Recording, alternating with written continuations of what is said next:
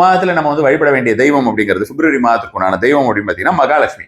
மகாலட்சுமி வழிபாடு அப்படிங்கிறது அற்புதமான ஒரு பலன் தரக்கூடியதாக இருக்குன்னு வச்சுக்கோங்களேன். உங்களுக்கு சரிவுகள் எதுவும் இல்லாமல் இருக்கிறதுக்கு, திடீர் பிரச்சனைகள் எதுவும் வராமல் இருப்பதற்கு, அதே போல வந்து பார்த்தோம்னா உங்களுக்கு அதிகப்படியாக மேன்மை அடைவதற்குமே உங்களுக்கு மகாலட்சுமி வழிபாடு இந்த ஒரு மாதத்துல நல்ல ஒரு பலன் தரக்கூடியதாக இருக்கும். மகாலட்சுமி வழிபாடு எப்படி பண்ணணும் உங்களுக்கு எல்லாம் தெரிஞ்சிருக்கும், அது பண்ணுங்க. அடுத்ததான் வந்து குழந்தைகளால் நிம்மதி. அதே மாதிரி வந்து பார்த்தோம்னா உங்களுக்கு வந்து தெய்வானுகிரகம் அப்படின்ற மாதிரியான விஷயங்கள், மற்றபடி வந்து பார்த்தோம்னா செல்லும் இடமெல்லாம் வெற்றி அப்படின்ற மாதிரியான விஷயங்கள் உங்களுக்கு வரணும் அப்படின்ற மாதிரி எதுனா மாரியம்மன் வழிபாடு பண்ணிட்டு வாங்க. மாரியம்மன் வழிபாடு பண்ணிட்டு வரது ரொம்ப நல்ல ஒரு பலன் தரக்கூடியதாக இருக்கும் இந்த ஒரு மாதத்தை பொறுத்த வரைக்கும்.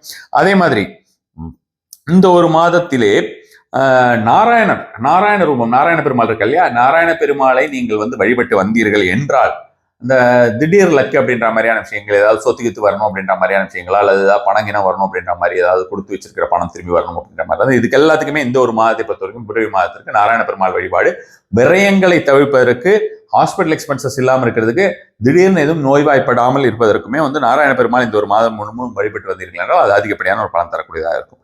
கடன் தீர்வதற்கு அப்படின்ற மாதிரியான விஷயத்தை பொறுத்த வரைக்கும் இந்த ஒரு மாதத்திலே மச்சாவதார பெருமாளை வழிபட்டு வந்தீர்கள் என்றால் அதிகப்படியான ஒரு பலன் தரக்கூடியதாக இருக்கும் வச்சுக்கோங்க. ஸோ இதெல்லாமே செஞ்சுட்டு வாங்க. இதெல்லாமே உங்களுக்கு அதிகப்படியான ஒரு பலன் தரக்கூடியதாக இருக்கும். அடுத்த